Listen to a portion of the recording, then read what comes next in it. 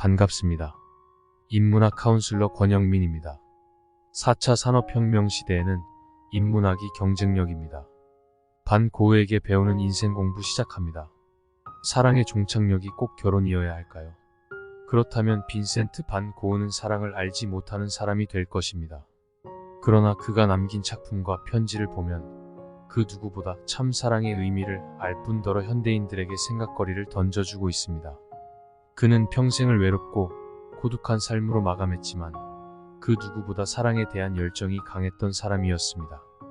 반 고흐는 벨기에의 극빈 지역인 보리나주 탄광촌에서 광부들과 과부, 고아들을 외면하지 못해 그들을 위해 자신이 가진 것을 모두 나눠주었는데 심지어 자신의 옷을 반으로 나눠주기도 했습니다. 그러나 이러한 행동은 고흐를 이해하기는커녕 이상한 사람으로 의심받고 결국 전도사의 사역을 중단하고 쫓겨나게 됩니다.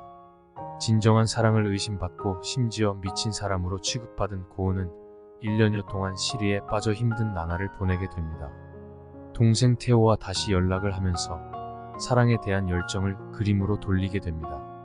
1880년 화가로서의 삶을 시작한 고흐는 브뤼셀과 에텐을 거쳐 1881년 헤이그에 잠시 정착을 하게 됩니다.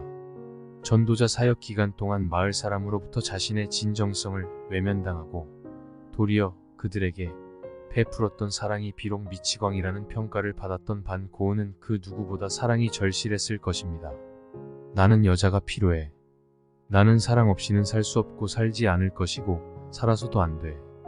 나는 열정을 가진 남자에 불과하고 그래서 여자가 있어야 해. 그렇지 않으면 나는 얼어붙든가 돌로 변하거나 할 거야.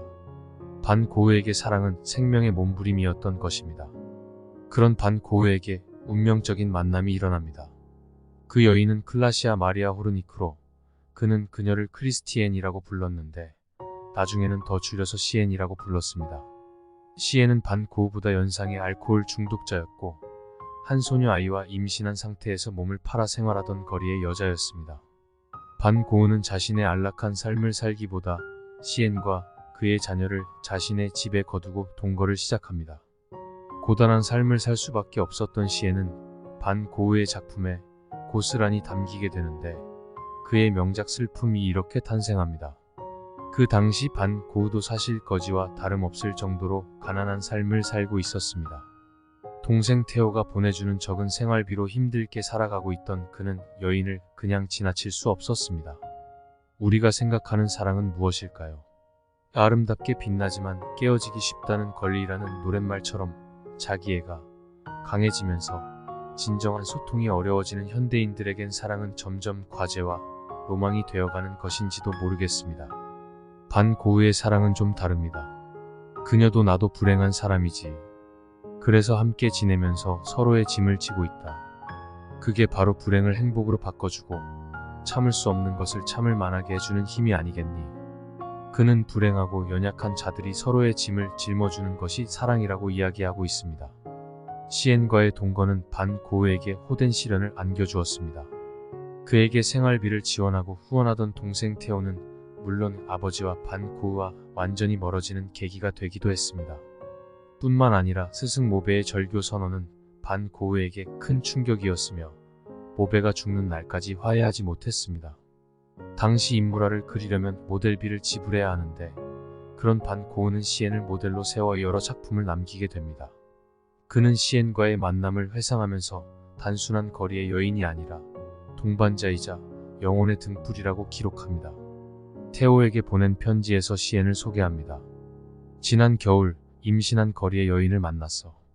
어린 여자아이를 데리고 병에 걸려 임신까지 한 그녀는 빵을 위해 거리를 헤매고 있었지. 나는 그녀를 모델로 그림을 그리며 한겨울을 보냈어. 그녀에게 모델료는 지불하진 않았어. 대신 그녀의 임대료를 지불했지.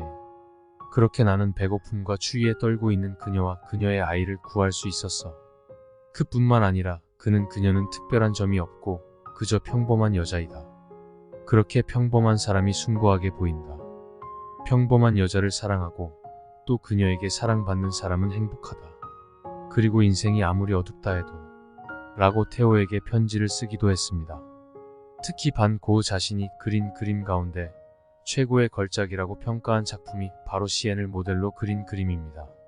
슬픔은 지금까지 내가 그린 그림 중 가장 뛰어난 작품이라고 생각한다. 그림 맨 아래에는 당시 프랑스 역사학자 쥘 미슐레의 글에서 따온 문장 하나가 보입니다.